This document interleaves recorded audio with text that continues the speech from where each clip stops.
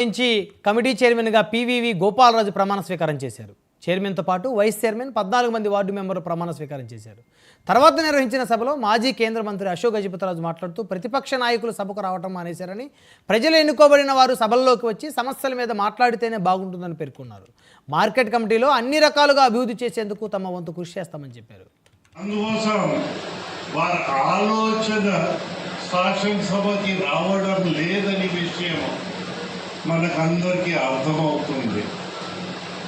అలాంటి దుస్థితిలో బహుశా ప్రజాస్వామిక చరిత్రలో మొదటిసారి ప్రతిపక్ష వాళ్ళు ఆ సభకి వెళ్ళకుండా ఉన్నారంటే ఇది మాకలాంటి మనుషులకి బాధగా ఉంటుంది. శాసనసభకి వెళ్ళడం మానేశారు.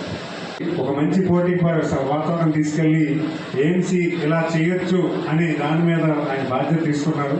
సో ఖచ్చితంగా ఈరోజున్న రైతాంగాన్ని అందరూ కూడా ఆయన ముందుకు తీసుకెళ్ళి రైతుల కోసం ఏం కావాలి, ఏ రకమైనవి సదుపాయాలు కల్పించాలి అనే దాని మీద ఎక్సర్సైజ్ చేస్తూ రైతుకి సపోర్ట్ మెకానిజం చాలా ఉన్నాయి. ఎందుకంటే మనం పంట పండిస్తున్నాం, ప్రభుత్వం కొంటున్నాం. జూలై 6న జరిగే అధ్యక్ష కార్యవర్గ ఎన్నికల్లో తనను గెలిపించాలని నిజామాబాద్ ఆర్యవైశ్య సంఘ అధ్యక్ష అభ్యర్థి అర్వపల్లి పురుషోత్తం కోరారు.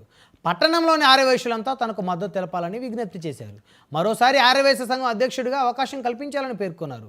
రాజకీయాలకు అతీతంగా సేవ చేయడానికి తాను సిద్ధంగా ఉన్నానని, గెలిచిన తర్వాత అన్ని పార్టీలను కలుపుకొని పోతూ సంఘ అభివృద్ధికి కృషి చేస్తానని వ్యాఖ్యానించారు. కాబట్టి ప్రభుత్వం యొక్క ఫలాలు దొరకడం లేదు. పోనీ ఫలాలు దొరకకపోని పర్వాలేదు, కానీ ఫలాలు ఏదైతే ప్రభుత్వాలు ఇస్తున్నాయో ఆ ప్రభుత్వాలు ఇచ్చే ఫలాలు వాళ్ళకి అందే అవకాశం లేదు.